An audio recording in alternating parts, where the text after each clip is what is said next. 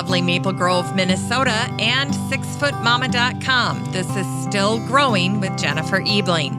Still Growing is a gardening podcast dedicated to helping you and your garden grow. Hi there, everyone, and welcome to Still Growing, and thank you for listening. I'm your host, Jennifer Ebling. Katie Dubow is back on the show today, and she's sharing the 2018 Garden Trends Report that's released every year by Garden Media Group. It's their 17th annual Garden Trends Report this year, and for 2018, the theme is Nature's Prescription for Mental Wellness.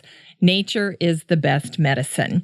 The 2018 report introduces 7 industry trends that inspire a cleaner, more relaxed state of mind. It shows that when we disconnect from media and reconnect with Mother Nature, we can make steps toward rebuilding our mental wellness.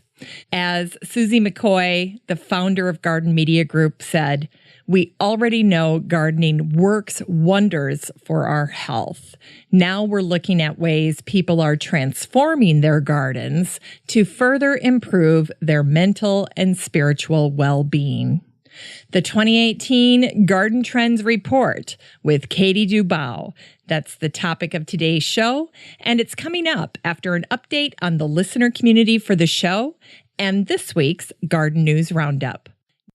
Well, first, I'd like to start out by saying thank you for listening to the Still Growing podcast this week, especially if you've just found the show. I want to say a special welcome to you, and then welcome back to any returning listeners. And I always love to start the show out by saying that I hope you are listening to a ton of gardening podcasts, because it really is such a wonderful way to grow and learn as a gardener, especially in the off season, which we're in right now. It's starting right now. We've had a snow event here in Minnesota happen 5 days before Halloween. So gardening is officially over in many northern climates. So it's the perfect time to listen to gardening podcasts. And listener Danny Perkins just posted something in our Facebook group that I thought was really marvelous and also dovetails so nicely with the topic of today's show. Here's what Danny wrote. "I'm plugging away at my desk, and I was listening to some back episodes of the podcast Cultivating Place. The speaker shared this statement made by a friend who had lost his job. Here's the quote. 'When the world didn't want what I had to offer, my garden did.' What a great testimony on the comfort and sense of accomplishment that our gardens can provide. And we've all heard that common saying that gardening is cheaper than therapy.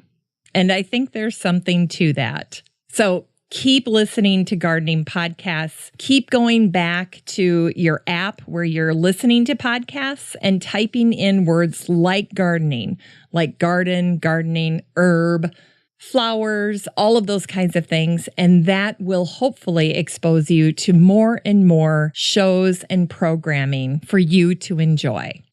With regard to the Still Growing podcast, I'm so honored that you're spending some time here listening this week, and I'd also like to invite you to join the listener community for our show. It's a free private Facebook group that I host for listeners of the show, and you can find it easily on Facebook just by typing in the name of our group into the search bar. Just search for the Still Growing Podcast group, and the listener community will show up at the top of the search results on Facebook.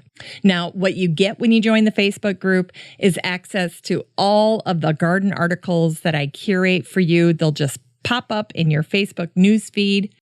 You'll also be in the right spot if there are any giveaways from my guests, because I only pick winners from the listener community. You also get to interact with the great guests that have been on the show, like Deborah Lee Baldwin, the Queen of Succulents, author Marta McDowell, lifelong gardener, and such a wise woman, Barbara Pleasant, the author of Homegrown Pantry, and Craig LaHoulier of Epic Tomatoes. You just can't go wrong. And finally, there's no spam in the group. The content that I share with the listener community is something I work very hard to make sure is helpful and worthwhile for you, because everything I post is curated with you in mind to help you and your garden grow. Plus, it's free and easy to join. All right, let's welcome new members to our group. Shantae Colley, Katie Metz DeMartinez, Julie Salinas, Che Penn, Diana Kirby, Vicky Shanique, Rennie Ann, Anna Sharma, Dalton Wagman, Sally Harper, Jody Rushing Gustafson, Benita Braden, and Mary Lou Garina. Welcome, you guys. This week in the Facebook group, listener Sue Luftig shared her success. She made her first batch of compost, but she did have some large tree roots that had yet to break down. So, of course, you can always screen those out or just put them back in your compost pile and let them decompose even more. Anyway, it's always so exciting to get that first batch of compost. Sue wrote, "It's like peat and dark soil. Who knew I could do it?" So congratulations, Sue. And if you're thinking about composting and adding a compost pile to your 2018 gardens, now is the time to start researching that. Get comfortable with the idea, identify a spot in your garden, and then just start doing it. Listener Spencer Holdley found the coolest sign from a store closing. So imagine a large metal sign on a stand, and then he asked the group for ideas for how he could repurpose it. I think I was the least original. I said, put a little welcome to the garden sign in between those two plastic squares. But then people said, replace the clear plastic with chicken wire and fill it with tillandsia. That was Michael Todd Pierce's suggestion. Troy Golden suggested using a whiteboard marker to plot out the garden on the plastic. I loved that idea. Rose Camp said, take the plastic out, use it as a place to hang some hanging plants. Melissa Van Zeeland said, use it as the top of a cold frame. That's creative. And then my favorite one was from Patricia Chandler Newport, who said, flip it upside down and insert it deeply into the ground, and then maybe put wood or stone on the legs and have it be a garden table. That was clever. Anyway, lots of creativity in the listener community this week. Laura Gonzalez shared a beautiful nighttime photo of her garden, and she said, I've lost the rake. I guess it's time to head in. That made me chuckle because so many of us are still outside doing last-minute things in the garden whenever we get a chance. And invariably, if you're out in the dark, most of us can relate to misplacing tools. And then we just have to remember to go out the next day and look for them in the daylight. So I thought that was cute. Listener Randy Harrington is bringing his agapanthus in for winter, and he was looking for info or tips on what to do for winter care indoors. Now, Patricia Chandler Newport said she grows a very similar plant indoors. She gives it very little water or fertilizer from fall through midwinter, and then gradually increases the water and adds a little fertilizer maybe in late January.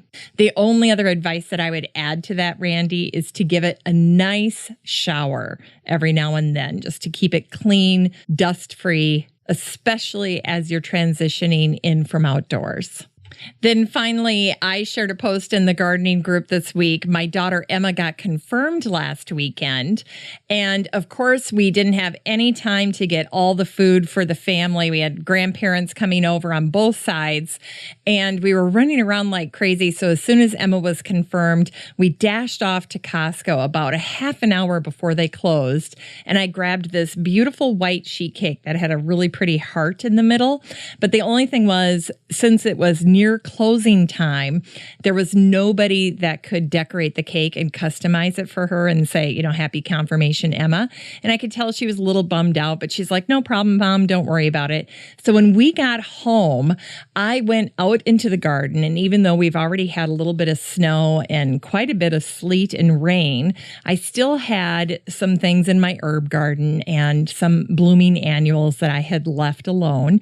And so I went through the garden and I clipped clipped things like hydrangea that has beautiful pink blossoms right now. I clipped some coreopsis, some petunia, and then I went to the herb garden and grabbed things like lavender and my phenomenal lavender that I'd gotten at the Garden Bloggers Fling, and then even a little bit of rosemary. And then I went back in the house, and that's how I decorated Emma's cake. I spelled her name using some of the lavender leaves, and then I just surrounded it with different blossoms, and that's how I customized her cake. And I have to say, she was tickled with it. That made me happy, and I thought, you know what?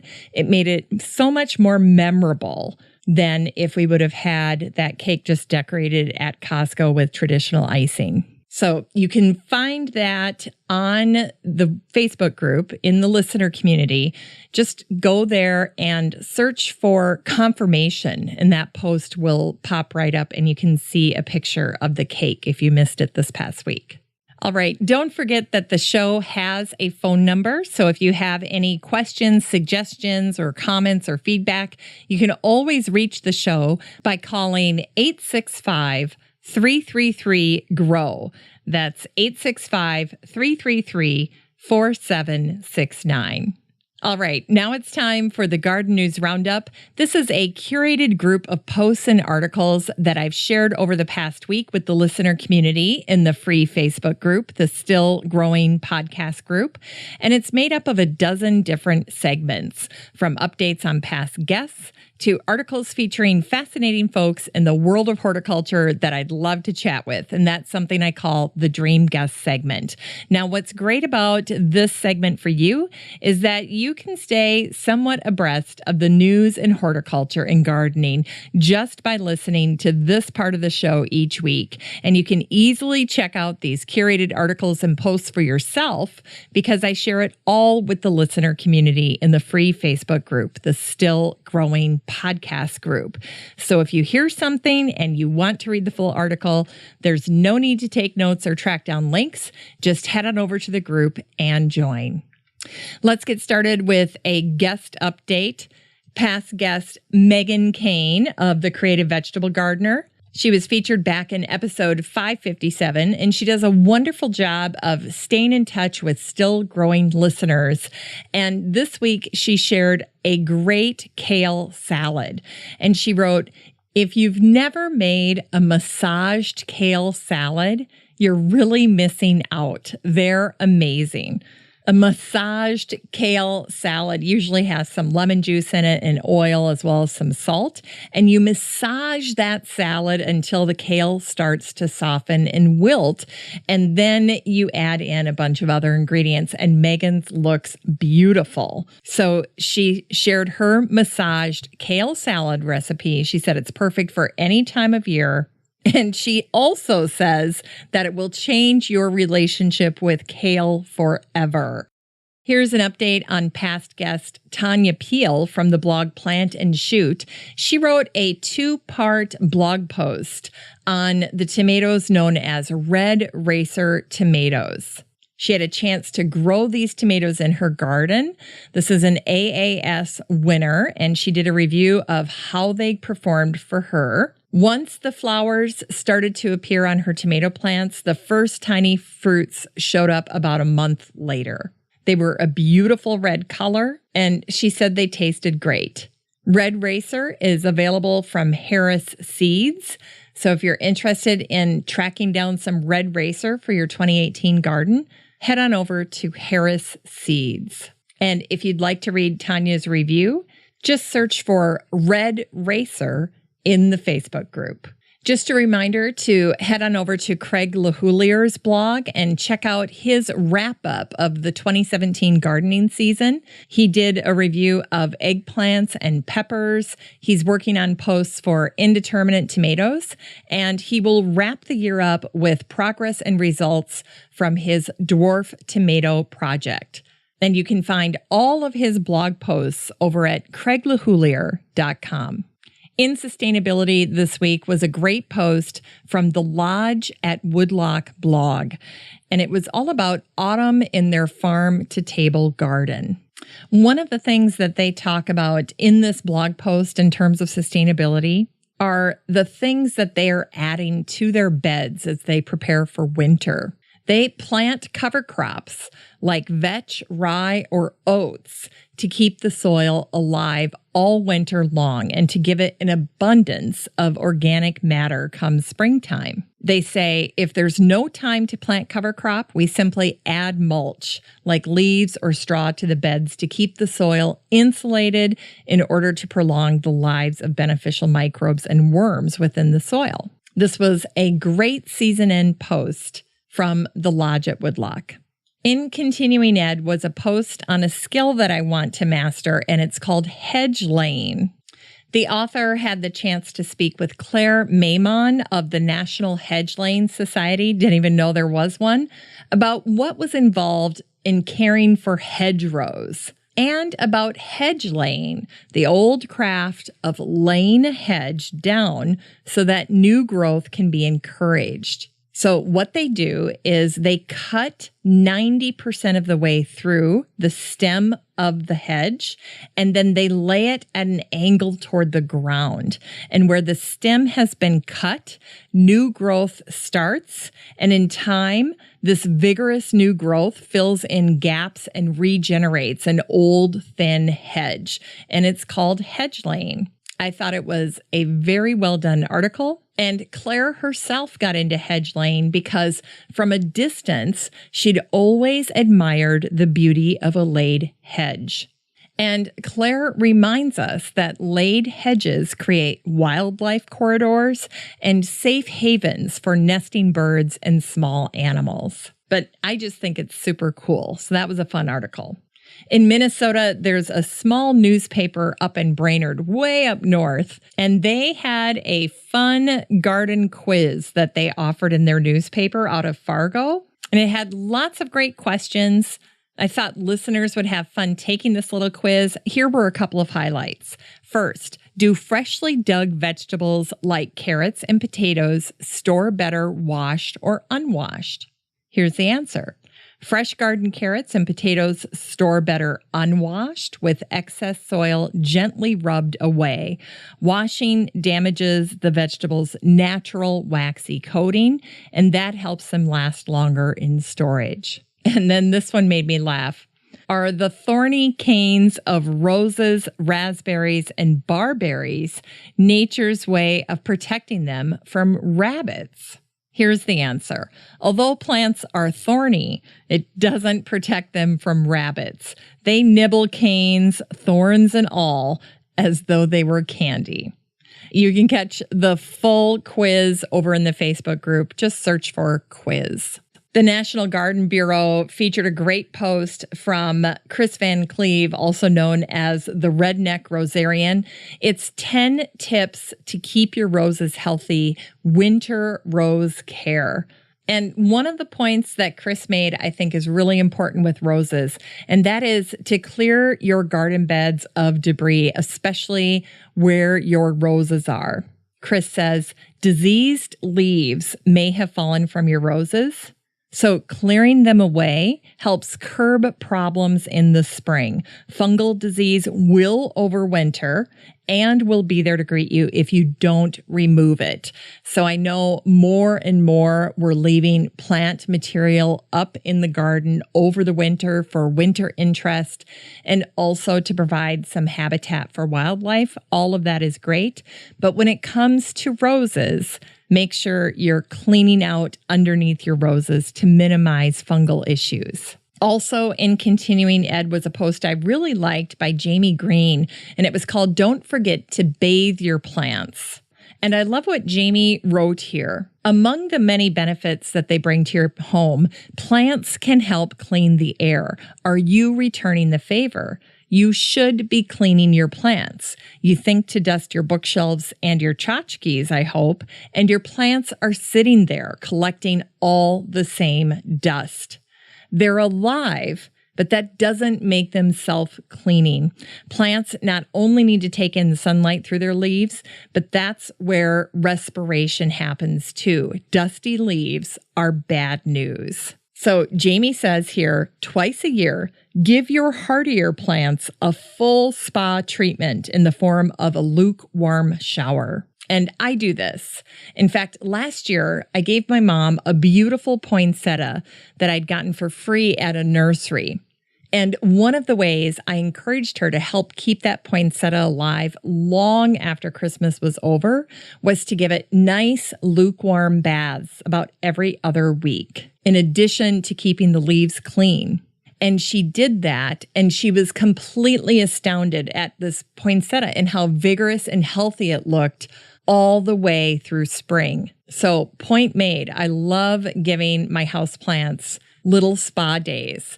Give it a try and see if you don't have better luck with your houseplants this year. In the How To DIY segment, there was a wonderful post that was featured in Architectural Digest. And this was for how to do single flower arrangements for your tabletop. This was a trick that was featured in Kathy Graham's new book. And she reminds us that we don't need to have that many flowers for an effective table. You can focus on just one flower at a time, play with the sizes, play with the shapes of the flowers and the bottles, and then stand back. You'll often be very impressed with your work. Also in the How To DIY segment was a great post on birding. This was featured in discoverwildlife.com. And what I especially liked about this post was it really helps you get started, because oftentimes there's no debate that birding is a great way to see wildlife, but many times people just do not even know where to begin. So Amy Jane Beer breaks it down. She shares her advice for becoming a bird watching pro. And her one piece of advice has really stuck with me. She says, birds have daily routines, as we do. But I will say this, unlike me, I doubt they're heading over to Starbucks a couple of times a week. But Amy's making a great point here. What she says is think about those predictable habits and routines of birds.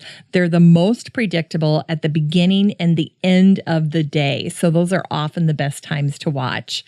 And you know, if you think about it, we're the same way. We're very predictable at the beginning and the end of the day, how we start our days, how we end our days. And birds are no different. Finally, in the How To DIY segment was a video tutorial I found from Sarah Raven on making a beautiful autumn table wreath using an oasis ring.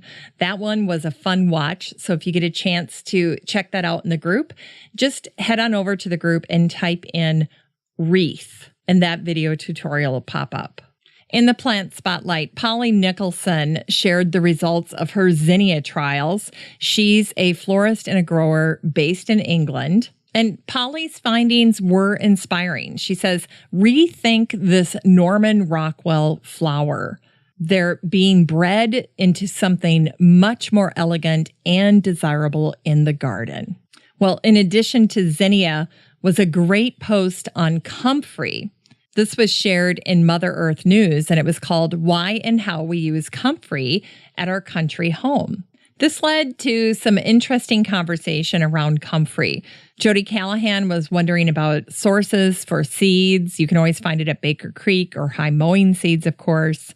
And some of us started talking about, do we even actually use it? Patricia Chandler Newport and Franny Oxford said they both grow it, especially because it was super hot in the news a few years ago, but they've yet to do anything with it.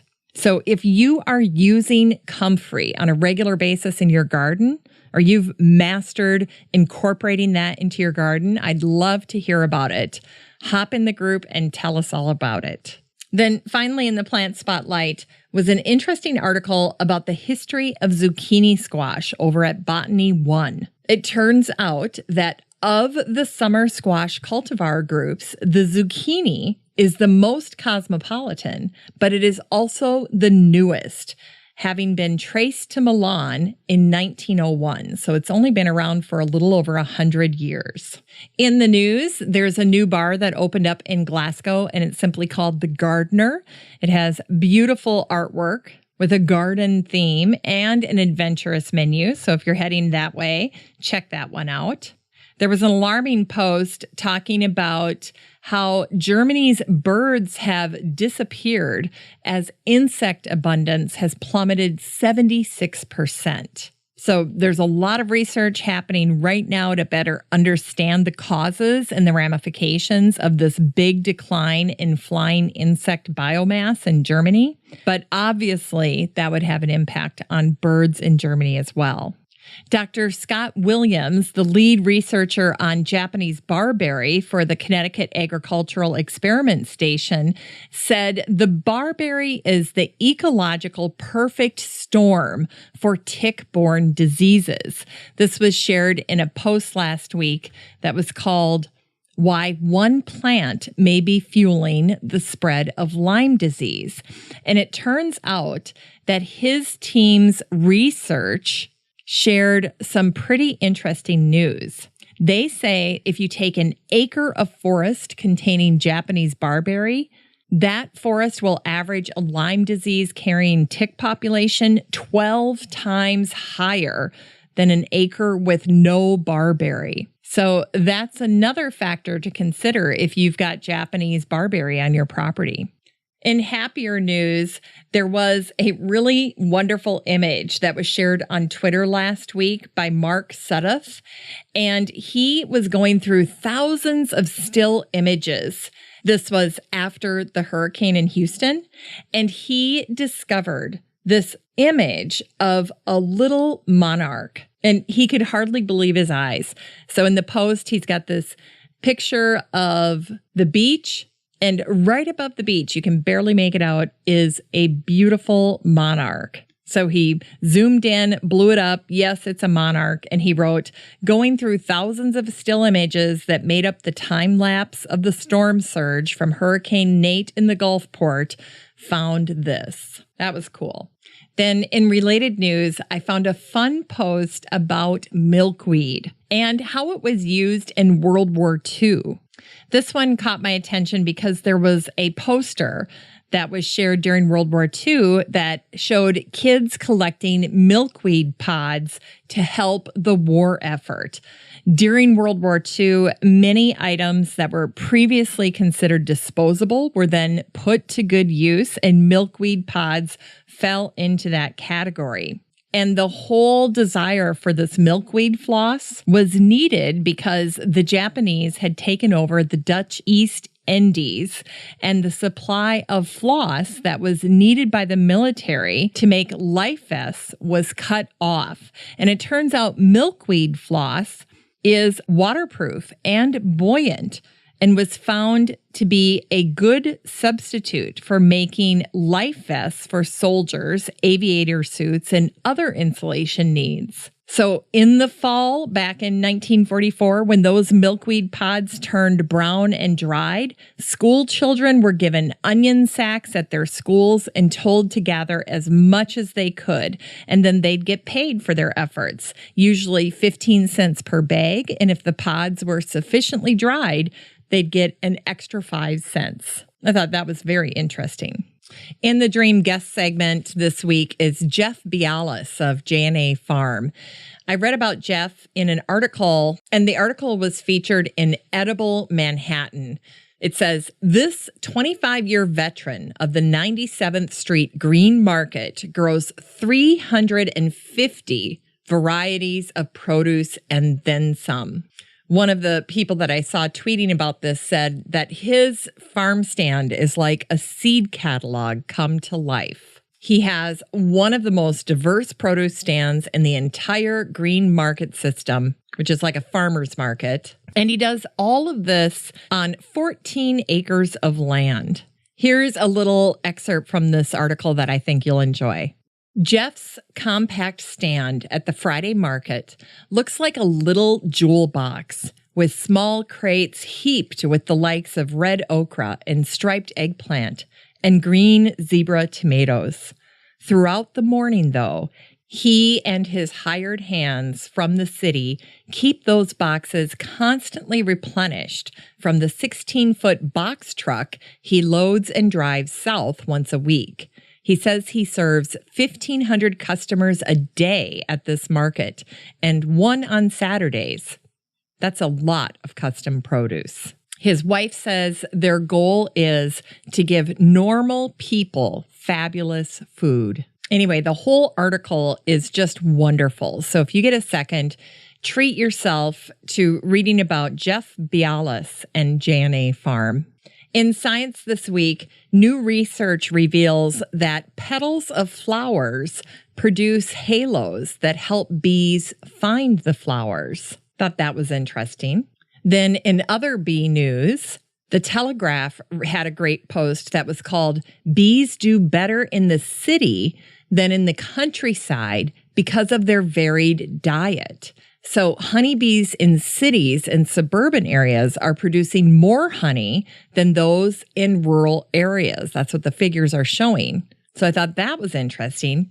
And then along those lines, there was an article that was posted, and it was in sciencemagazine.com. And it was showing how native trees and shrubs provide more food for birds. So there is a doctoral student named Desiree Narango out of the University of Delaware, and she's researching trees and shrubs with Doug Tallamy. And the most eye-opening aspect of her research is that there is so much diversity in bugs and birds right in people's backyards. She said, a lot of people think you need to go to the woods to see beautiful butterflies or beautiful birds, but they're actually in people's backyards too. In shopping this week, I have 2 book recommendations for you, and they both have to do with plant hunting. The first one is called The Orchid Hunter, A Young Botanist's Search for Happiness. This is by Leif Beersveden. And here's a little excerpt about what the book is about.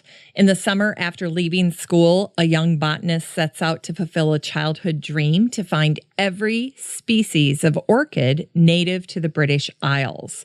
And he has just a few months to complete his quest. It's a charming account of a precocious adolescent's obsession with the natural world, and it includes the study of 52 native species. Folks are saying it's a fantastic gateway into the compendious world of orchids. And I just checked, you can get it on Amazon, hardcover for about $14, Kindle $9.99. And then the other one is by Zoe Devlin. There was a great article about Zoe in irishnews.com. Zoe came to publishing relatively late in life, but her passion for wildflowers dates back more than 6 decades. And her book is called Blooming Marvelous, A Wildflower Hunter's Year. And the cover of this book is spectacular. You can get it on Amazon, hardcover for $30. And I love this account of her book. Here's what it says. Whenever I see the first cowslips of the year, I imagine myself back in a field near Sandyford, County Dublin, in the mid-1950s. Zoe Devlin has viewed her whole life through green-tinted glasses, describing herself as an unofficial ambassador for weeds, wasps, and wagtails. What began as a childhood delight in wildflowers grew into a hobby, then blossomed into an enduring passion. She recalls her encounters with various species, divulging the history of where she discovered them, alongside tales from her own life. Doesn't that sound great? Then finally in shopping, there was a post that appeared in Apartment Therapy, and it said, "The under $5 floral filler you're passing up, but shouldn't." This post was all about eucalyptus. And they showed this person putting eucalyptus in a simple vase. It looked fantastic.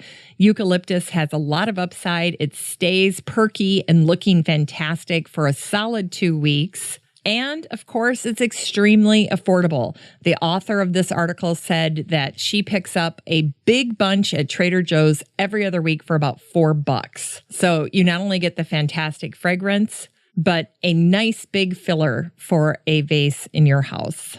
In recipes this week, You Grow Girl shared their oven-roasted salsa verde recipe. It's super easy, made with tomatillos, and it's awesome. In inspiration this week, the Washington Post shared a great perspective piece called The Hidden World of Seeds. There were beautiful pictures in this post of all kinds of different flowers, trees, and shrubs going to seed. And the quote that I especially love from this piece is, "A seed is both the beginning and the end of a plant's life." But amazing images here. And if you're in the Facebook group, just search for "amazing" and you'll get taken to this post. In Quotables this week was this neat little poem that I found on social media. It's by Camus. It's called "A Second Spring." And what I especially enjoyed about it is that it describes the way leaves fall from trees, especially those final leaves, those hangers on. So if you've got a tree in front of your property that still has a few last little leaves to fall off the tree, you'll appreciate this poem.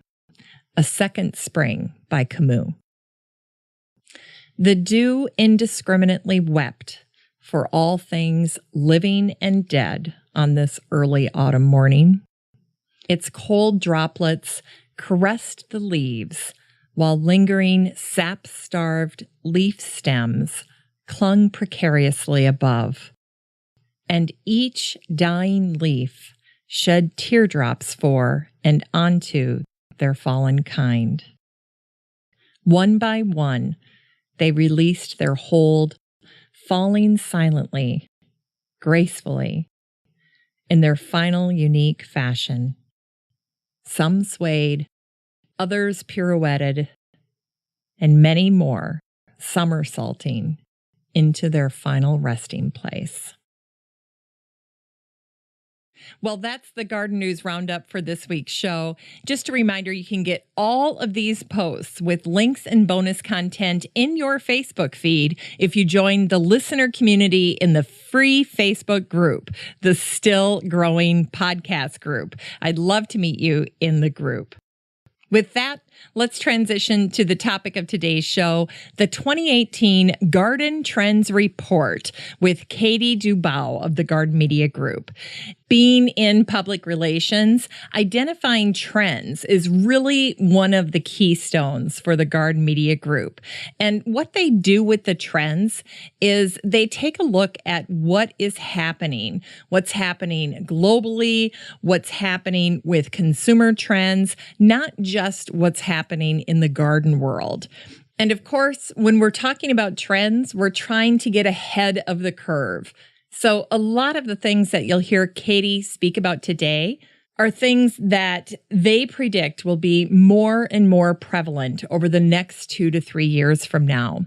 So you have a way to get a little bit ahead of the curve here in your own garden by paying attention to what trendsetters are saying. And of course, with the internet, most of us can stay pretty on top of things. We all want to know what's hot, what's happening now.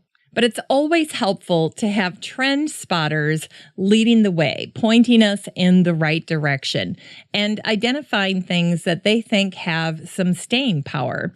So, for instance, the Garden Media Group looks at things that are happening in architecture or in home buying. And then they'll see that people are wanting to move outdoors, that the bonus room is becoming the patio or the deck. People love that outdoor living. And that trend is continuing. In the past, Garden Media Group has talked about gardening for the soul or gardening for the body. So this year, when they're talking about gardening as a mental escape to help achieve mental health and mental well-being, it's just an extension of many of the trends that they've been identifying for the past few years.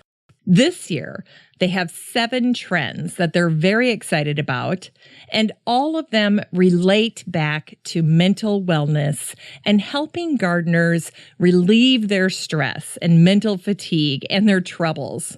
And as Katie points out, the rising trend of wellness isn't just about keeping the body healthy anymore.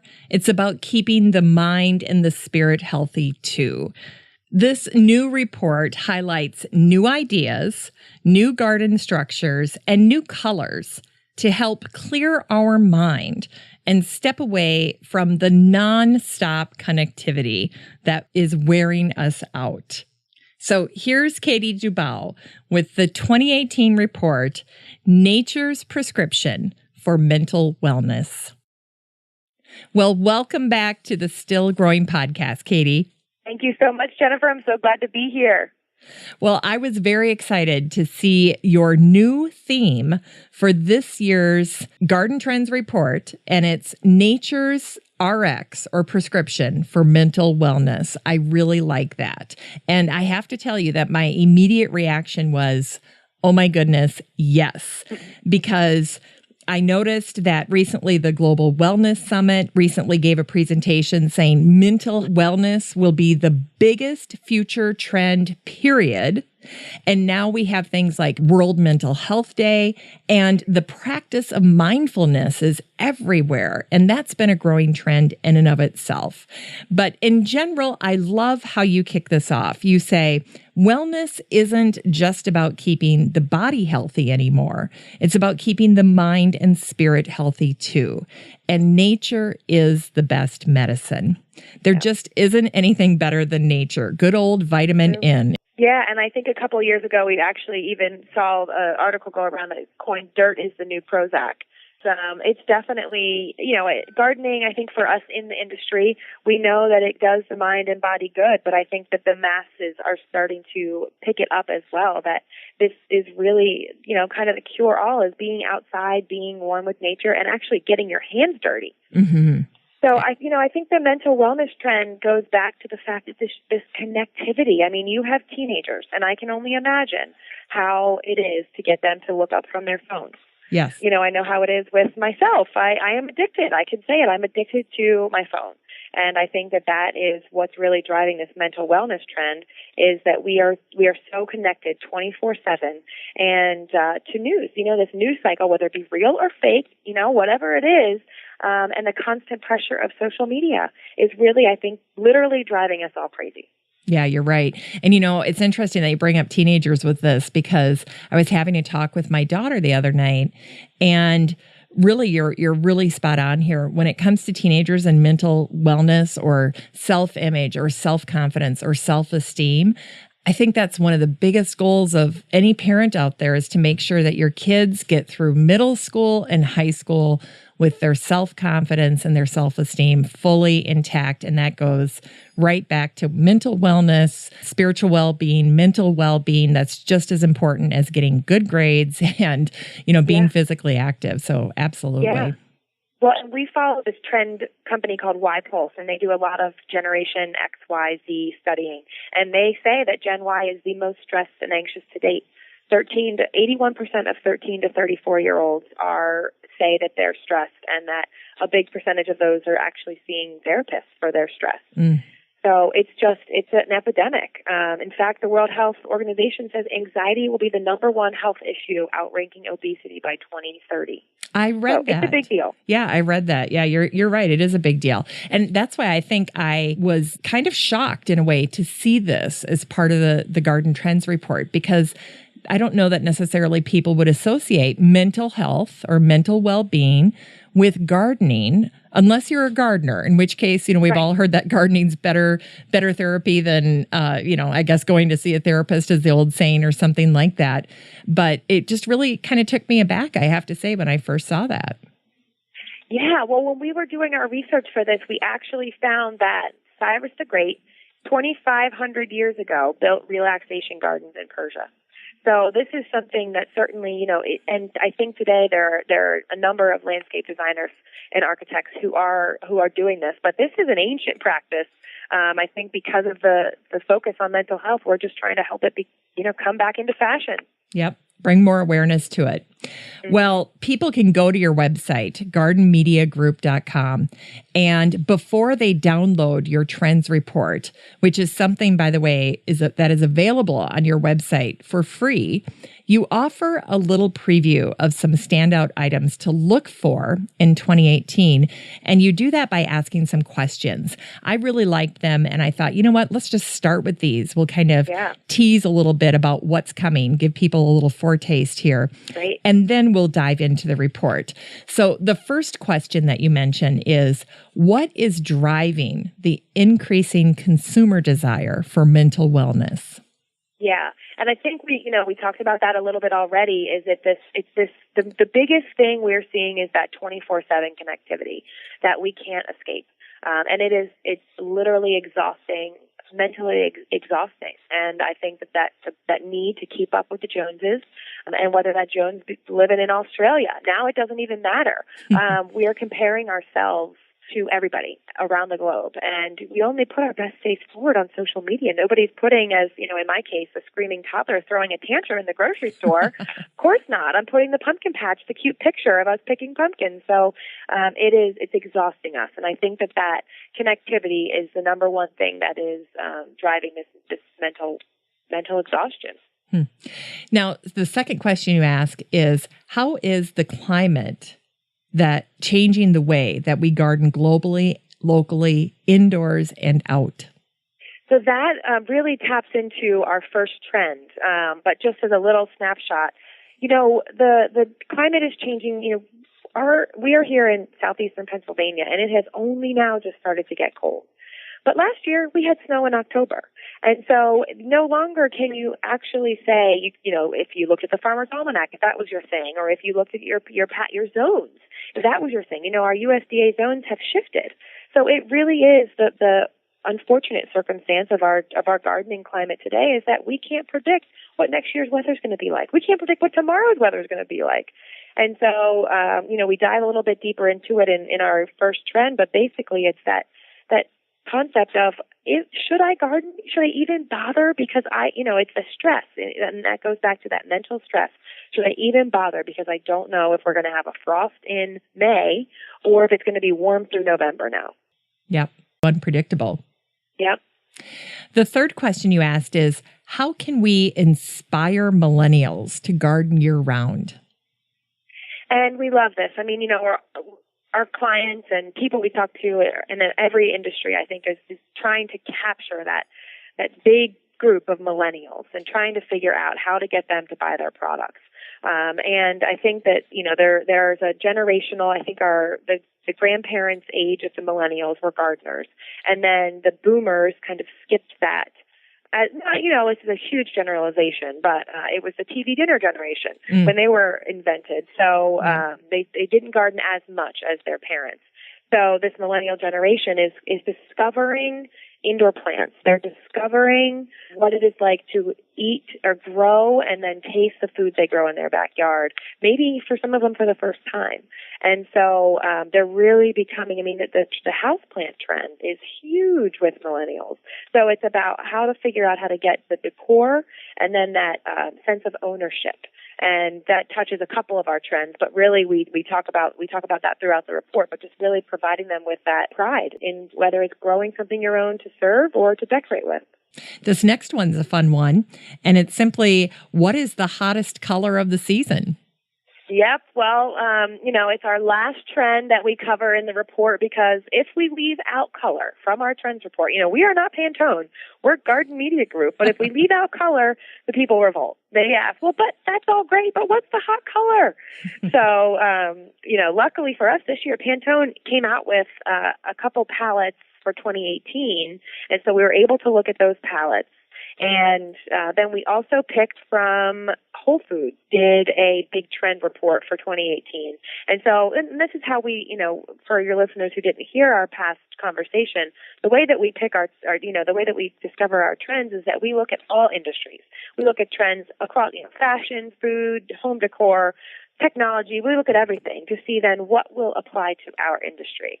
And when we were seeing this color pop up across all these other industries, we knew that purple was going to be the big color for 2018 in the garden industry.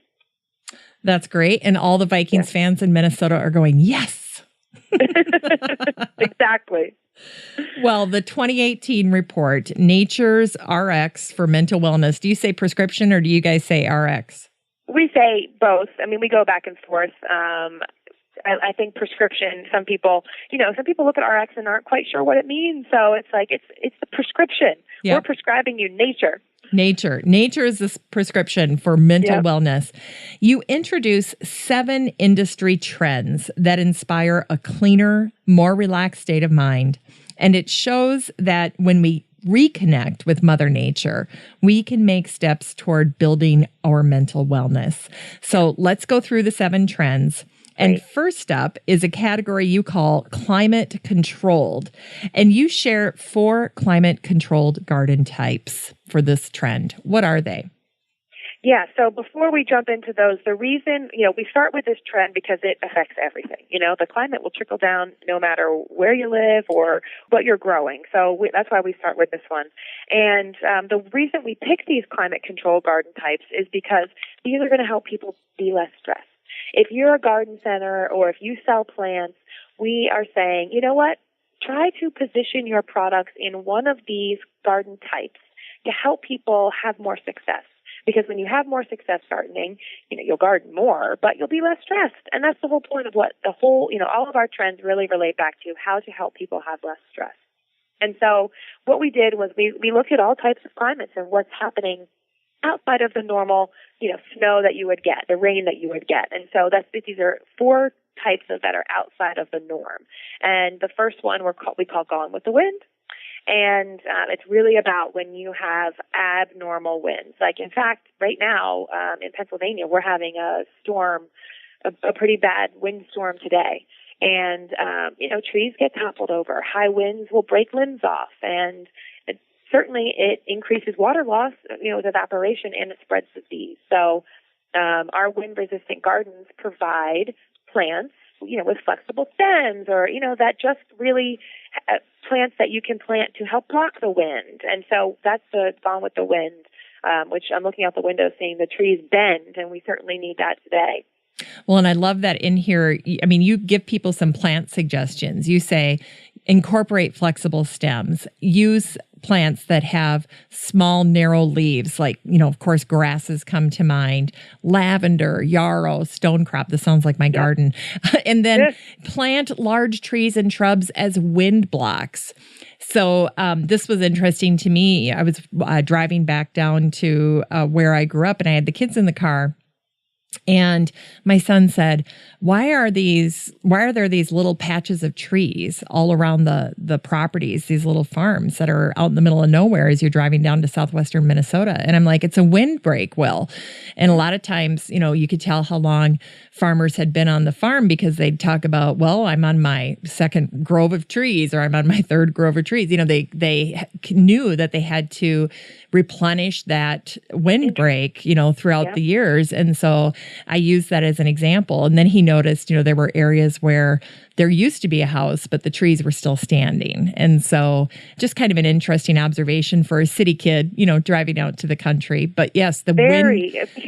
Because I think one of the things, this is not in our report, but people sometimes have tree blindness, we call it, and they don't even notice the tree. So kudos to him. Yes, you're right. So the second one we're calling Gardens that Rock, and that's for the rock gardens, but for those really dry climates. But this is not necessarily drought, because drought is definitely an issue that is still prevalent and is still a problem, but we've talked about it in the past. So this is really a new way for us to talk about drought. And it's just, you know what? You're not going to be watering. You're not going to be watering your gardens anymore because water is a precious resource. So how can we create gardens that will, with plants that are okay with being hot, okay with having full exposure to sun, for 12 hours a day and really little water. And also have some salt tolerance, because when you have less water, you have higher concentration of salt. So the plants such as date palm and fennel, some beautiful flowers will still bloom, irises and poppies. And then, of course, just like the wind block, you also want to plant plants that will provide some shade. And so acacia, mesquite, and desert willow are some great examples of those. And then some of the millennial favorites, we have Costa Farms is one of our clients, and they have a great collection called Desert Escape. And the plants are specifically selected so they'll, that work in those hot and dry climates, indoors and out. So, in our climate here, which is not so hot and dry, we can bring those plants inside. But mostly it's made for those hot and really dry climates. Yep. And I like to see that you not only mentioned succulents, but you also mentioned cactus. And I had the opportunity to speak with Deborah Lee Baldwin, the queen of succulents, a couple of weeks ago. And she really believes that cactus will be the next big thing in the same way that succulents have, taken over. So I love seeing that. The gardens that rock. So that was your second kind of garden. I like that. Yep. Our third garden we call Don't Get Bogged Down, because this one is the opposite of our dry gardens. It's when you get too much rain, and really too much rain all at once, and so it causes flooding. So, it's certainly a little bit of sprinkles here and there is great for gardens, but flooding is not. And so that saturates your soil, suffocates your roots, and then attracts pests. And so we want natives. So natives that can really be tolerant. Natives to your area can be tolerant of lots of beat up. But in this case, meadow sweet shrub, Joe Pye weed, Colorado blue spruce, bayberries, ferns, and winterberry are great examples of plants that can withstand excess rain. But then some things you can do is use more absorbent soil and then create paths through areas with sand or stones, so that way you can use those areas. They can do double duty. And then, use pervious surfaces, so you don't have to, don't pave paradise and put up a parking lot. Yeah. Use materials that the rain can actually fall and run into the ground instead of running off into wherever, and really disrupting our stormwater runoff in cities. You also mentioned edging puddles. What are edging puddles? So if you have a spot it's the act of edging a puddle. So if you have a spot that collects water, keep that water there and make a little bog garden out of it. Don't let the puddle run off, and then don't try to really even out your soil. Make it part of your landscape. Oh, I like that. Yeah. That's great. Yep, our last one is, we could break into song. We call it Ice, Ice Baby. And this one is freezing. And so freezing certainly, again, is not out of the norm for many regions of our country, but when we get frost outside of the normal time of when plants can handle it, so whether it's either too early or too late in the spring. And so you want to look for cold hardy plants such as Douglas fir, spruce or birch, maples, and then hellebore, sedge, or hosta. Those are all plants that will tolerate, that late frost in the fall or an early frost in the spring. Okay. Some other things you can do certainly is, add mulch or compost or leaves. And then you always want to go out and gently shake snow if you have an early or late frost, because the trees already have those heavy leaves on them. And so if you gently shake it off, then it won't be too bogged down with that weight and break. And I love that you mentioned this is something northern gardeners will be familiar with, but you say avoid using salt near garden beds. Yeah, especially not only the salt that you throw, but salt from the road. It's a big problem that too much salt in your landscape can kill your plants and trees, especially big trees, because you don't notice it over year after year after year of a tree planted maybe near your driveway or near the road. So what you can do, and you may have done this, but you can run a hose over in the spring to try to wash or leach out the salt from the soil. Yes. Well, and when I was on the Garden Bloggers fling, my friend Joanne Shaw had pointed this out. We had gone to see Barbara Katz's garden, and along the road, she put a little buffer strip of wood mulch that was there specifically to absorb the salt. So she didn't put her garden right up next to the street. She created this nice foot of buffer, and it was for salt. So I thought that was a great idea. Yeah, well, Barbara would think of anything. Yeah, she would. And beautiful garden, too. So I bet. Oh, I saw some pictures. It was beautiful. Oh, that one stays with you, I have to say. All right. Well, so those are the 4 types, 4 climate-controlled gardens. And I just like that you included this. And as you were mentioning this, I was thinking about how even indoors, the way we're controlling our climates have changed. Now, when I want to change the temperature in my own house, I pull out my iPhone and I do it that way. Or I can tell Alexa to change the thermostat. These changes happen so subtly sometimes, and yet once they do, you never go back. You can't even remember how you used to do it. It's crazy. Oh, it's amazing. Absolutely. Well, the second category in the report is called social network. And you draw inspiration from a quote by landscape architect Thomas Rayner. He said, "Garden plants evolved from diverse social networks." plants as social beings is something that I don't think people would necessarily associate together. I know. And that's why when I read that quote, we were already thinking of somehow a social network because of the mental stress, and how can we make sure that we tie back into our trends how social media and that really the concept of being social is part of the stress. And then I read this quote in the New York Times, and it was it hit me like a ton of bricks. And he's a landscape architect out of D.C., and he says that the big shift to come in horticulture in the future is going to be thinking about plants as individuals, planted there just alone in mulch, one plant here, one plant there, to thinking of them as interrelated species. And I loved it. This is my favorite trend, and it's so nerdy, but I still get chills when I think about it, because I think that if we start planting our gardens more like a forest, and you walk into a forest, do you see mulch, volcano mulch around each tree? Yeah. And when we start to do our landscapes and our gardens in this way, then I think that it will provide so many benefits back to the environment. The natural habitats will start to return like they once were, and then what will that do to the fauna? And so that really, really excites me. And Rainier is a big proponent of urban landscaping. And so I think that, certainly in sprawling estate, this is nice, but really when we can make a difference in the urban climates where we're losing trees and, so many problems are the heat islands, this can make a big, big difference. I remember over the past year, I've done a number of Garden News updates that have included updates on this woman out of the Bronx who has filled her apartment, her very small apartment, with like over 600 houseplants. Oh my gosh. So she's made a lot of different news stories, New York Times and whatnot, for just filling her apartment with all these plants. But the second interview they did with her, the last one that I featured, she said something similar that really caught my attention. And this was regarding houseplants, but she contends that if you have more than one houseplant, if you go a little crazy and allow yourself to really indulge, the more houseplants you have, the happier your houseplants will be. She really contends that there's something that happens to the houseplants' overall health and your ability to care for them and whatnot, that it all goes together, that houseplants are social too. I thought that was very interesting. That is interesting. There was actually a study by NASA, and it came out years ago that said houseplants talk to each other. So well, there you go.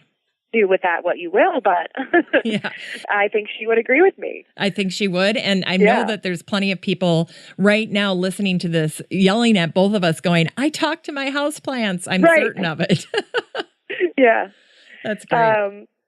So that's neat. I mean, I think that there is sort of an emotional connection that we make with our plants that's got to be, whether they are actually communicating or not. There's definitely, we like to think of them as our children, certainly if you have 600 of them. Yes, absolutely. One more thing about this social network is that I really love, and they're doing this. Barbara Katz, actually, speaking of her, she's heavily involved in a new botanic gardens here in Delaware, and they're doing this, and they're planting something called ecotones. And so they're planting gardens that are suited, the plants are all suited for each other. And I think a lot of times in botanical gardens, it's got to be that aspirational. You go to it and you're never going to have your hedges pruned like that. But this new concept of their botanical gardens is that, everything is supposed to work in harmony with each other. And they're really trying to they're planting lots and lots of green mulch.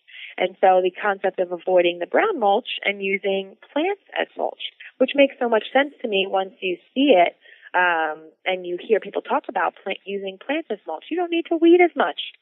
So, things like sedge or other types of low-growing ground covers that will block out the weeds but not provide a competitive root system for the other bigger plants. Yeah, and I'm glad you touched on this because this was the other thing I was going to ask you, so you went right to it. I have to ask, though, too, let's just make sure we clarify for folks who maybe it's the first time they're hearing this. The term is ecotones, this concept of plants that are working in harmony. Do you know how they came up with that term, or is there any more about it that you can share with us? No, I don't know. And in fact, when I talked to Greg about it, I didn't ask him how he came up with it.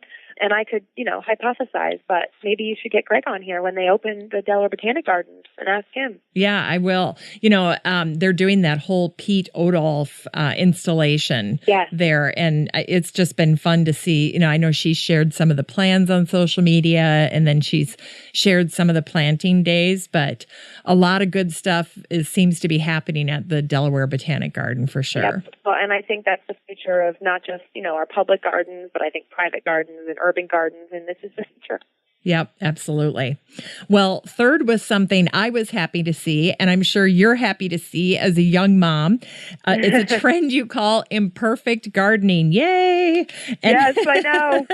And here you're talking about finding beauty in imperfect design, things like imperfect design, imperfect lawns, and imperfect plants.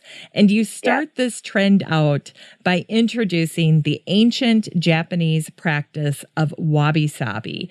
I'm glad that you did that, but I want you to take a second and just introduce that term for folks. Some of my garden friends, I'll share things and they'll just jump in, and in the comment, all they say is wabi-sabi. And I know that there is a fair amount of people who are going, what does that mean? So let's talk to them about what that means, and then run through the various imperfect gardening aspects that you share in this segment, because I think they're very interesting. Okay, great. So wabi-sabi is an ancient Japanese practice. And so once we stumbled across it, of course, just like anything else, I'm seeing it more and more. I even saw a wabi-sabi gardening book that was published this year. So the concept of wabi-sabi is just that, like you said, the concept of aging gracefully. And so one of the ways they described it was the moon. The moon is waxing and waning, or mostly the waxing. And it's the graceful way of that. It's showing how it is growing, but in a graceful, peaceful way, only to be accepted and not to be looked down upon because it's aging. And I think, in the Japanese culture, that, you always, and very unlike American culture, but the elders are the ancient, wise ones to be revered. And I think that is exactly why this is such a common Japanese practice, is because that concept of perfectly imperfect and really appreciating things as they age instead of just throwing them away because they've got a little rust or patina book. And the way we are really positioning wabi-sabi is that it's the new hygge. Now, I don't know if, you or any of your listeners, it's the HYGGE trend. It was a Swedish practice of just, kind of living a relaxed lifestyle with not too many belongings. And, oh my gosh, it was all the rage. You look at hygge on Instagram and it's thousands and thousands and hundreds of thousands of posts about hygge design, but we really do see wabi-sabi as the new design concept. The next level of hygge. I did a show on hygge back in August, and I thought, well, this is a little early because we're just heading into hygge now as it gets cold. You want that cozy, comfy, everything. Yep. But I like the connection with wabi-sabi. I hadn't thought about that. Yeah, we love it. So what we did is we looked at, the things that you garden with. And so first we looked at design, and we looked at, and it didn't start with us just looking at design. We talked to Julie Blakesley, who has Big Red Sun garden design business. And she said that imperfect gardens with natural, sustainable, and locally sourced materials, they all have to look very organic to the landscape, is what all of her clients are looking for. And so it's when your listeners download the report, you can see our picture here is this rusty red watering can. And the concept of these things, this idea of these aging kind of old, antique-y looking things in the garden. And I know a lot of people will say, well, that's not new, but it is definitely what is the most requested when we talk to other landscape designers in design, the most requested, these kind of old iron, kind of look old pieces in the garden. Yeah. And, sometimes people have that just because they've been gardening a long time. So they just end up with that after, 20 years of gardening. But when you're a new gardener and you are looking for aged pieces to put in your garden, there is a little bit of an art and a science that goes along with that, because you're scouring things like estate sales and garage sales and Craigslist and whatnot, trying to find those pieces. And you have to be careful with it because you don't want it to look junky, but very well placed, tastefully done items. They can be completely unforgettable in a garden as well. Yep. So that's the design one. And then we looked at lawns.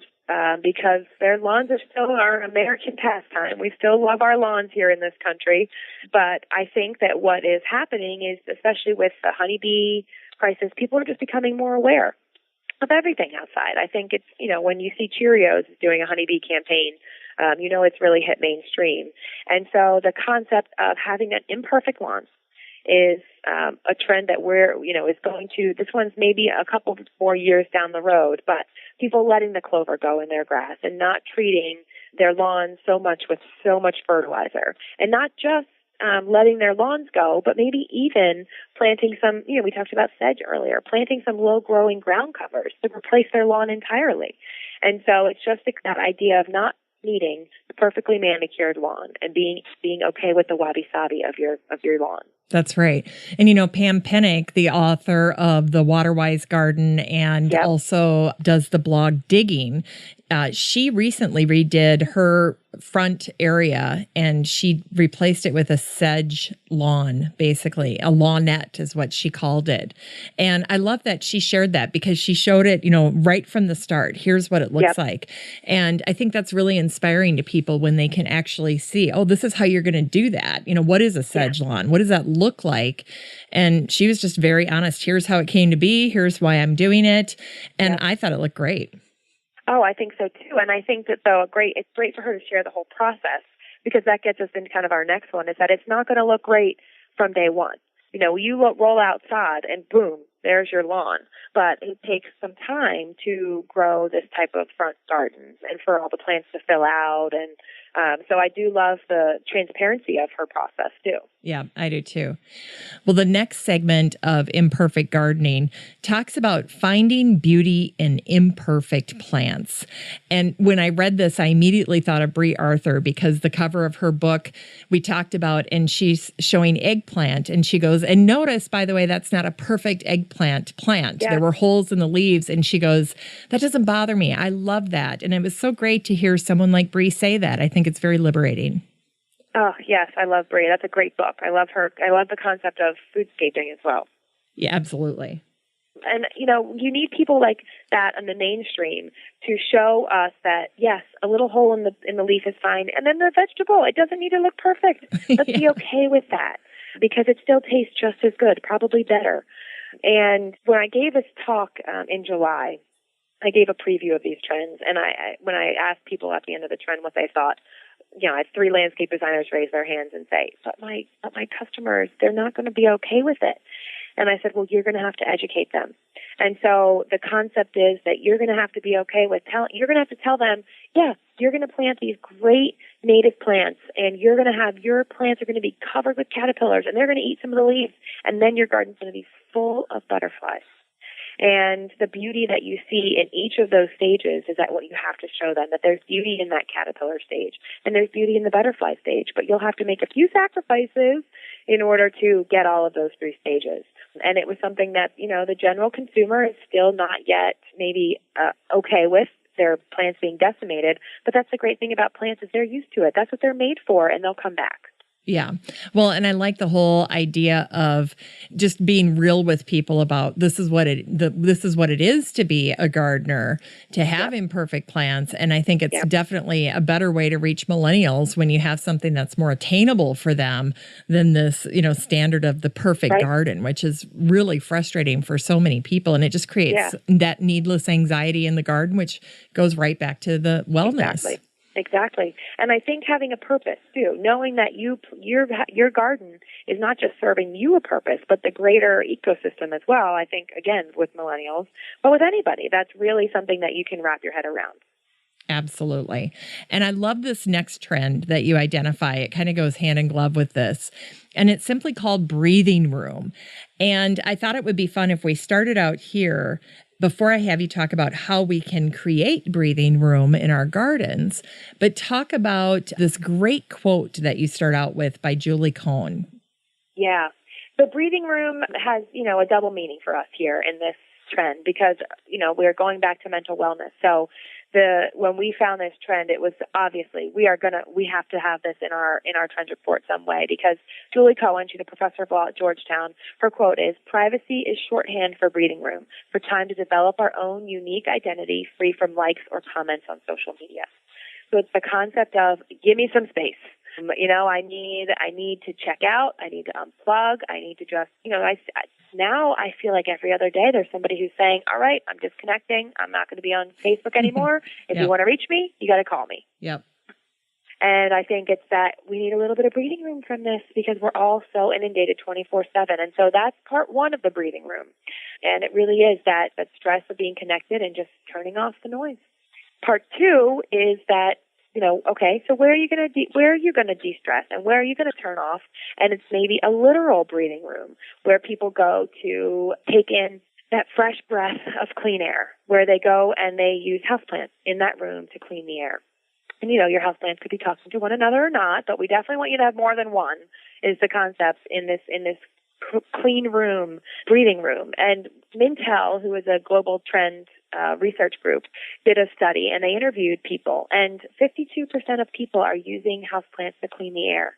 It shocked me. I couldn't believe that many people knew and understood that houseplants cleaned the air. I was so excited to read that. And that's not gardeners. That's just regular old people. That's right. In the United States.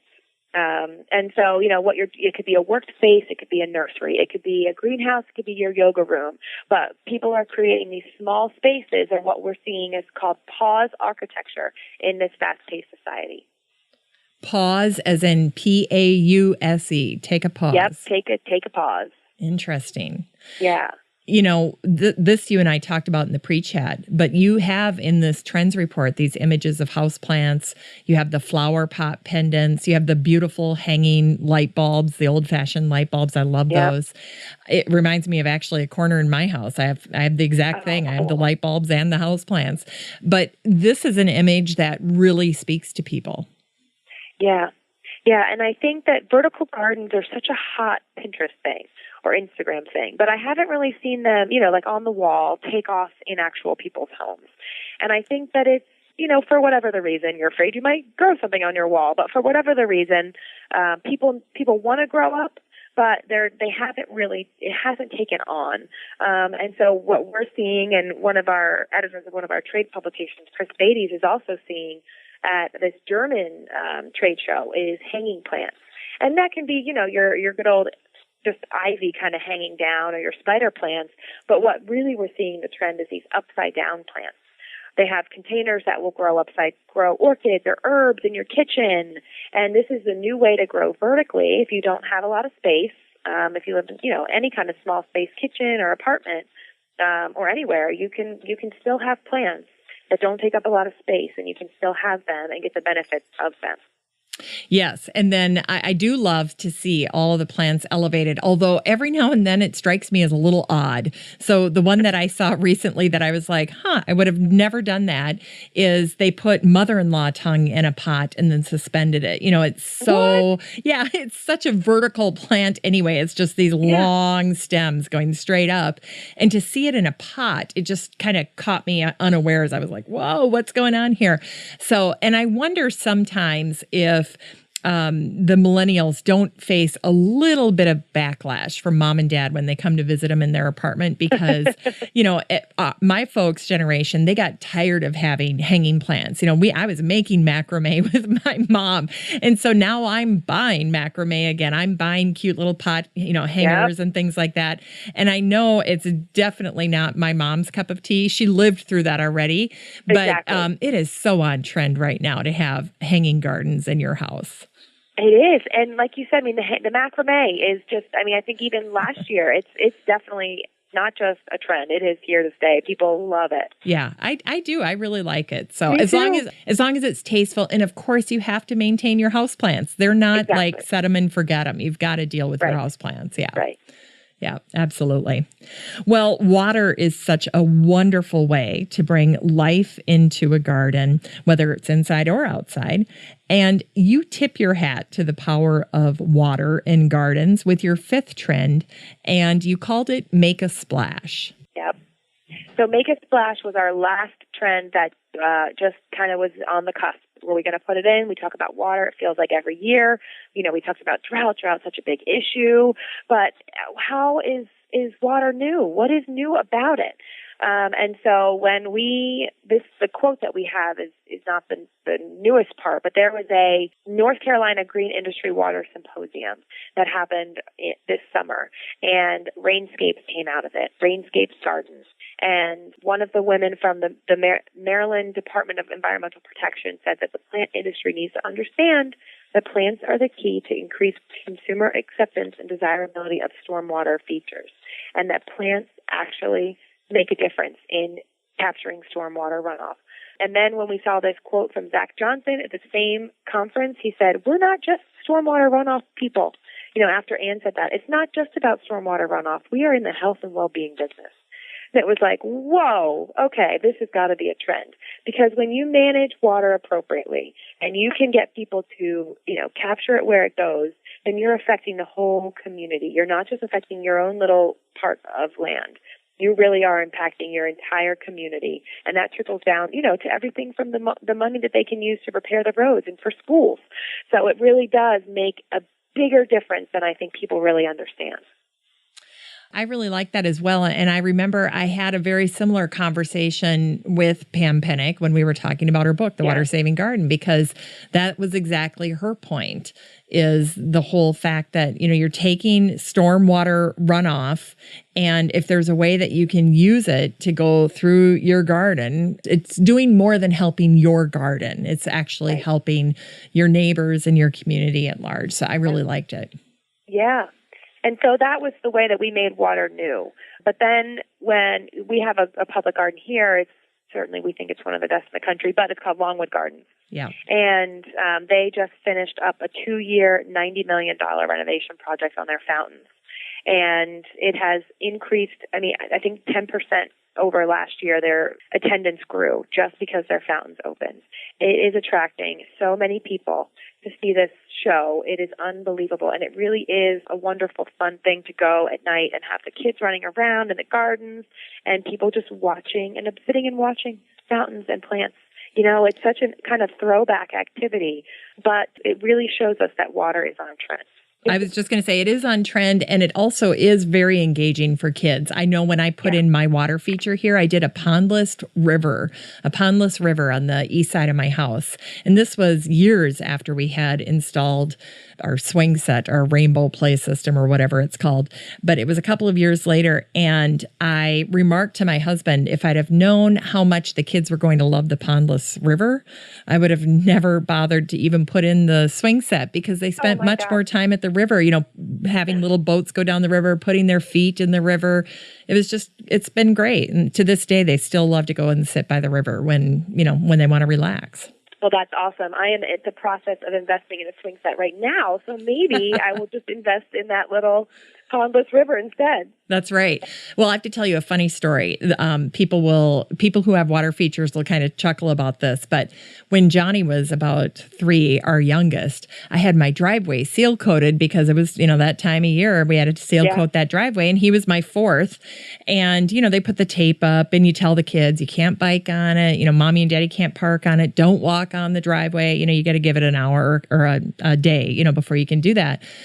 Well, somehow that little turkey got away from me, and I looked down and the bottom of his feet was covered in asphalt, and or in the seal coat. And I was just like, oh my gosh, what do I do? You can't bring him in the house because terrible.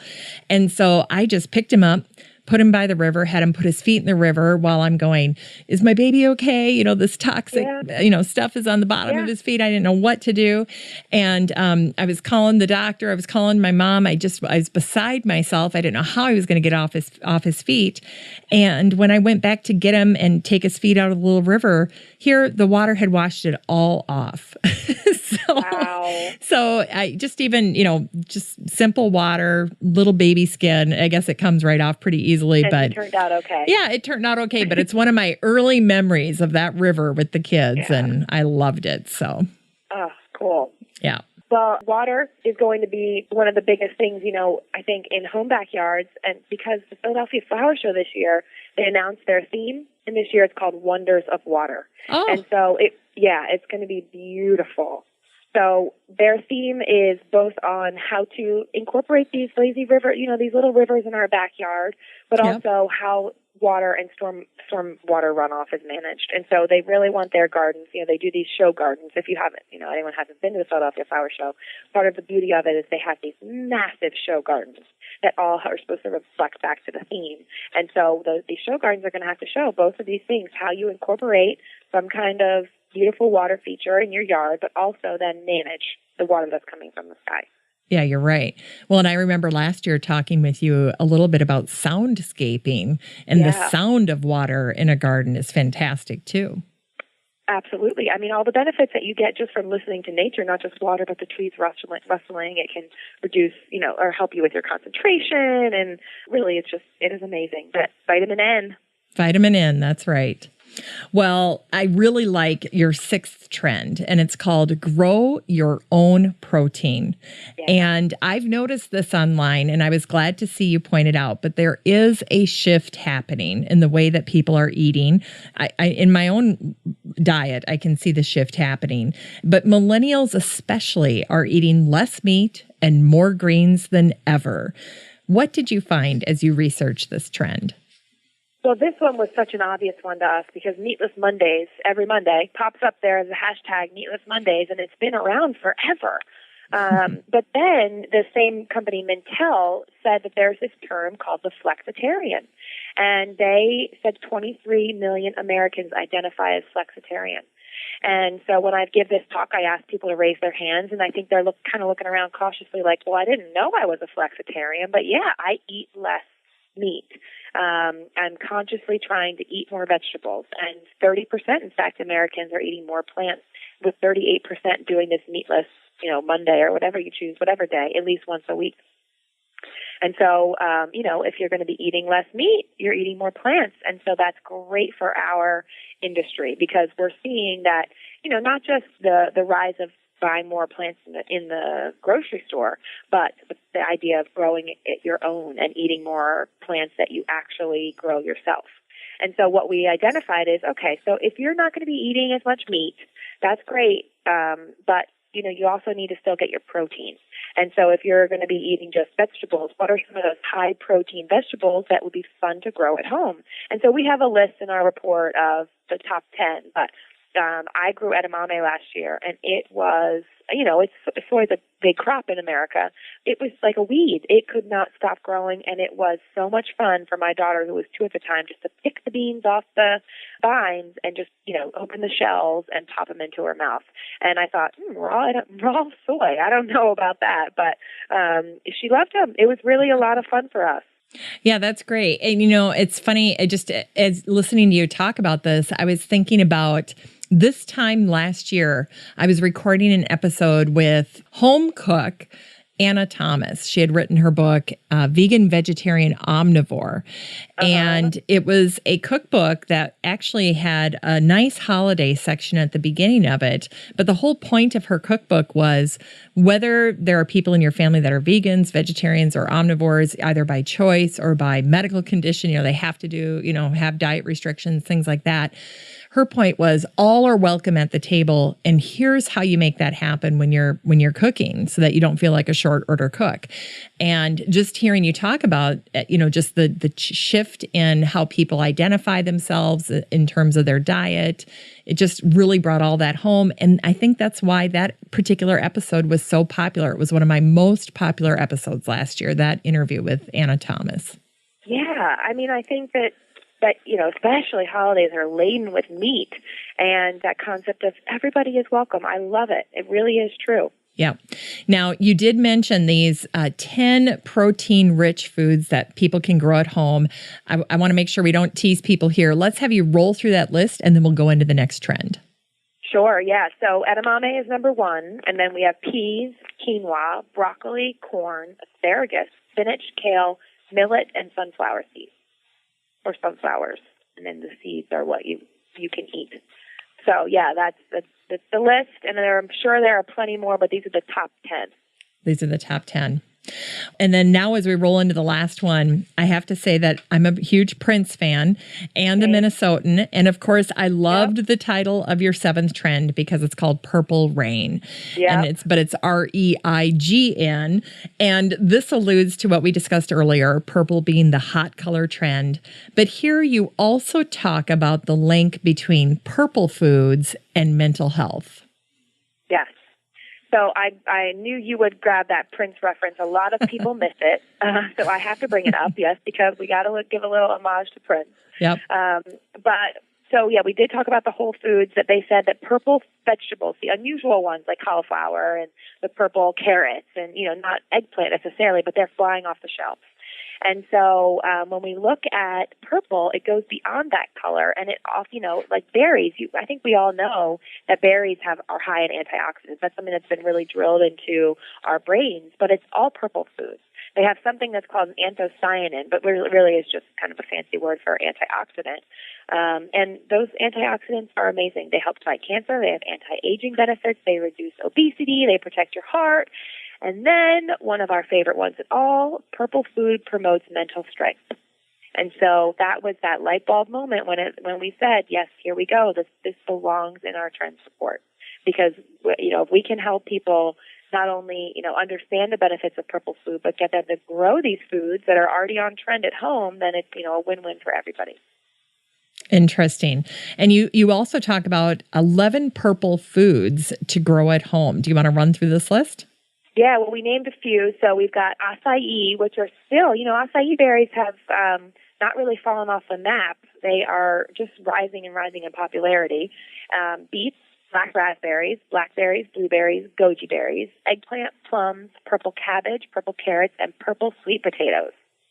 I love it. And I have a nursery nearby here. It's Heidi Highland's Grow House, and Heidi's a great ambassador for organic and all wonderful ways of gardening. And one of the plants that she always talks to people about is growing purple asparagus. Oh, yes. Yeah. Awesome. Yeah. Yeah. I see white asparagus in my grocery store often, but I think one of the great things about growing food at home is that you can grow a rainbow of unusual foods that you can't find in your grocery store. And I don't think I've ever seen purple asparagus in my grocery store. No. That is cool. Yeah. And she talks about using it even as an ornamental, or even eggplant for that matter. That's how eggplant started out. It was more of an ornamental than an edible. Really? Yeah. Very interesting history there. I think the King of Versailles was using it as an ornamental in his gardens initially. So kind of interesting. But yeah, I mean, to me, this whole thing is so fascinating from where we started to end up here with Purple Rain. It has to be pretty almost kismet for you, how things come together, how they kind of coalesce once you identify the theme for your trend. Yeah, and that's what we try to, I think I've heard authors say that they don't title their book until they're finished writing it. And we try to really collect what all of the trends are going to be and then see what that main thread that pulls through all of them is. And this year it was more obvious than most years, where the mental health is not only just a big trend in general, but that it really ties into all of our trends. It's never easy to put these together, but when it all comes together like this, it makes all the work worth it. Yeah, and I bet it's interesting for you too, because you start to see some connections that the longer you review this trend report and work with it, that maybe weren't so obvious when you first started putting it together. Yeah. So I have to ask, I mean, you've obviously had a few chances to talk to people about this 2018 Trends Report. What are the reactions that you're getting from folks as you introduce them to the theme for this year, but also the individual trends? Yeah, well, the one trend that, gets a little bit of pushback, I think I mentioned, was the imperfect gardening. Okay. That people say, as gardeners, we can all accept this, but the mainstream public is not going to be replacing their lawns with sedge and letting the bugs just eat up their plants. It's not going to happen. Yeah. And I say, well, with that attitude, it's not. Yeah. And so that's the one that we've gotten, people always want to know what's the one with the most pushback. And then, color is always a favorite. Color is always, when we gave the preview in July, what people's favorite trend was, Purple Rain. And I think sometimes it's easy for people to wrap their heads around a color. It's an easy change. You can put a couple, purple foods in your ornamental or edible garden, and that really isn't shaking up the world too much. Because the first couple trends, talking about climate and the social network, those are a sea change in the way that we garden. And I think sometimes those kinds of things are harder for people to change. They change the way Facebook looks and people revolt. So I think the change is hard for people. And so those are a little bit harder to wrap people's heads around. But color is definitely the number one this year for people. They love Purple Rain, and it might be Prince. Maybe it's Prince. But, well, and it's interesting, you wouldn't think that there'd be a lot of controversy on a trends report, but there are some sensitive topics here. I mean, especially when you're talking about grow your own protein, I was immediately thinking about Oprah, getting sued by the Cattlemen's Association for, you remember when she lost all that weight? I do. Yeah, I was thinking that right away when I first saw this trend. I thought, I wonder how that's being received. But then also the climate control one, because there is still, a fair amount of controversy around that issue. Well, I was worried when I got up, and I part of the trends report says that 16 of the last 17 years have been the warmest on record. And I say climate change is happening, and I still expect, when I give the talk, I still expect tomatoes to be thrown at me or people to boo, because there are a lot of people that see it differently. But I think in our industry, no matter how you think, how your political leaning, that something's happening with our gardens, with our USDA zones changing a couple years ago. So I think that you can't, that's something that can't be debated. Yeah, absolutely. How do you see this trend playing forward? Do you see these elements of connecting nature and I guess just health in general as a trend or as something that you'll see carry forward into future trends reports? Well, that's a great question. I think what we try to do with our trends reports is, one of the things is we do look back at past trends reports, and we try not to repeat things too much. In the years past, we've talked about, dirt is a new Prozac, gardening for a healthy body, and gardening to have that healthy spirit, as you said, was one year's trend. And so this year, it's that gardening for a healthy mind. And so each year we evolve, and some of the trends pay an homage to years past, even though climate control will probably be a trend, hopefully, not forever, but that this is something that will always affect us down the road. I think if there's something new that happens, if there's a new discovery, or if that these are actually coming into play, then that we can address it. But as trends change, we address them. But if things kind of just stay the same, we try not to bring them up again too much. Yeah. And hopefully that with people making some of these changes, that there will be, if you make changes in your social network of your garden, then that could affect the overall climate. Yep, absolutely.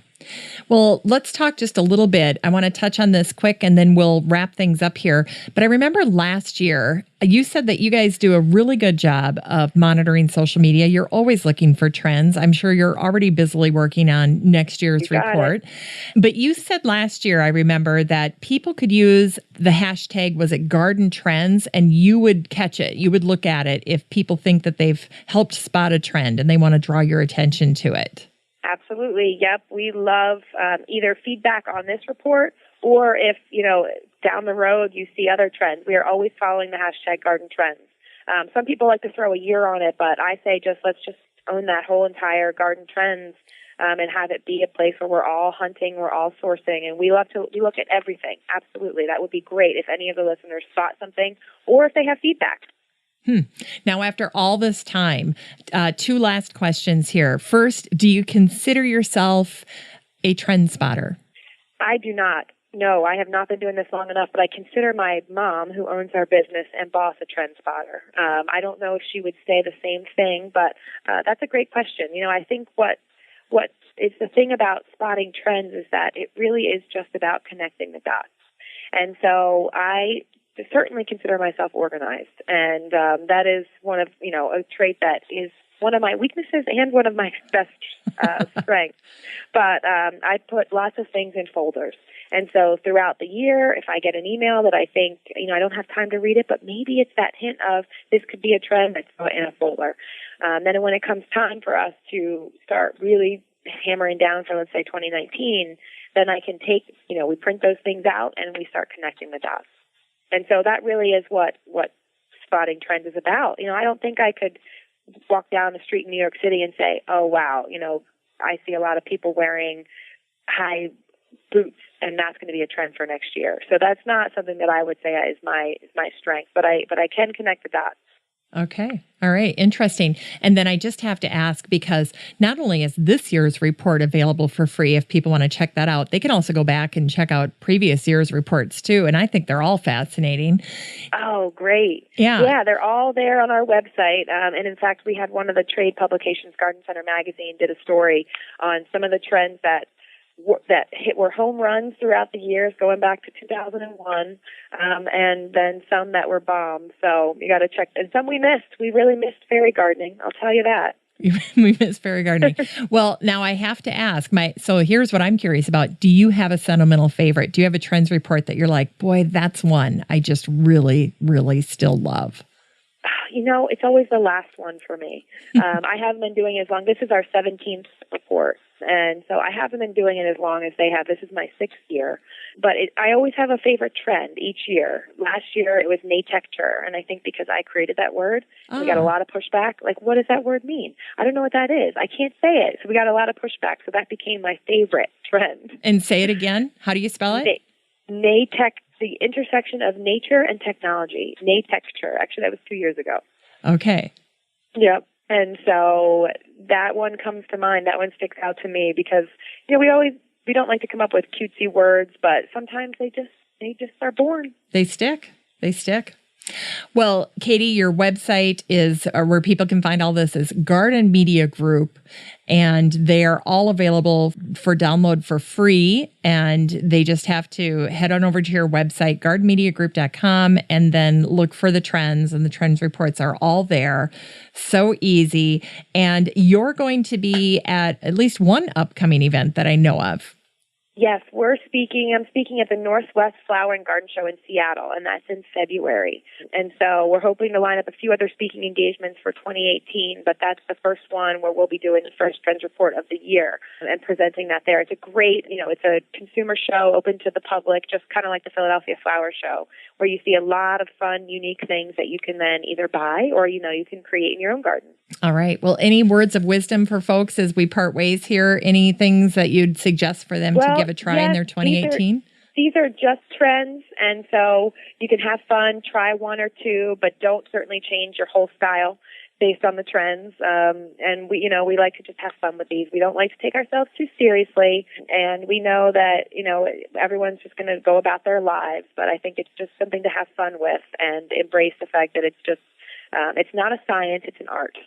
That's exactly right. That's a good advice to end on here, Katie. Well, I appreciate you being on the show today once again, and I look forward to next year as well. It's always fun to go through the trends report with you and take a peek around the corner a little bit. So thanks for being on the show. Well, thanks for having us again. I can't wait to hear everybody's, all your listeners' feedback and spot those trends for us. That's right. Well, that's it for our show today, featuring Katie Dubow with the 2018 Garden Trends Report. I hope today's show gives you some ideas for ways you can transform your garden to further improve your mental and spiritual well-being. Just a reminder, I'll have all of the generous information that Katie shared on the show today under the Still Growing podcast page on my website over at 6footmama.com. That's the number 6, FTMAMA.com. I'd like to recognize my team over at Podfly Productions, my editor and project manager, Eric Begay, and my copywriter, Ayn Kadena. I'd also like to recognize the women who make up my listener advisory board, Beth Engel, Beth Gardens in Illinois. She works at Griffin, a national brokerage firm and one of the finest companies in horticultural service. And Beth is also a board member of the PPA, the Perennial Plant Association.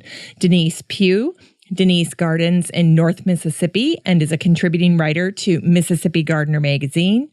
Amy Von Atchen, Patricia Chandler Newport. Patricia is the owner of Backyard Urban Gardens over in Kego Harbor, Michigan. Deb Gibson and Peggy Ann Montgomery. Peggy Ann is the brand manager at American Beauty's Native Plants, and she was featured back in episode 553, talking all about how we can incorporate native plants into our gardens. I leave you today with this sign off. What trends are inspiring you? Capture the ideas that speak to you and take steps to create a cleaner, more relaxed state of mind in your garden. Have a great week, everyone. Still Growing with Jennifer Ebling is a 6footmama.com production made in lovely Maple Grove, Minnesota. Still Growing is a weekly gardening podcast dedicated to helping you and your garden grow.